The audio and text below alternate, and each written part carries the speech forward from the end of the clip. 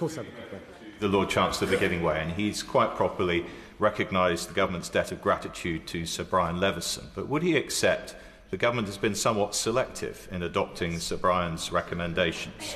He knows that Sir Brian did not recommend that all cases which are triable either way should have the right to elect jury trial removed from them.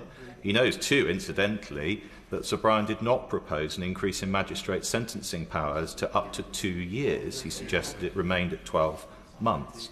What he hasn't done is adopted some of Sir Brian's recommendations in relation to encouraging early guilty pleas, which would have a significant impact on the backlog. So why has the government selected, for priority purposes, those recommendations that would impact on the right of jury trial and not on some other recommendations that would have a similar effect on the backlog?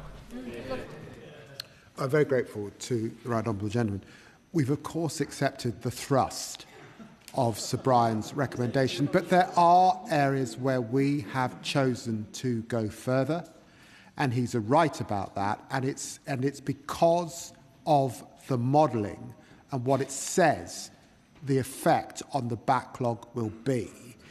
And he will recognise that when presented with the evidence that we would be heading to 200,000 in our backlog by 2035, and that notwithstanding all that's been said about investment which we are putting in, notwithstanding all that's been said about modernisation and the efficiencies to which Brian went into in such great detail in part 2 of his review, in fact, because the reform that's being proposed in this bill, with all goodwill, will not get through this Parliament until towards the end of this year, we felt, in looking at those figures, there were some areas where we wanted to go, further.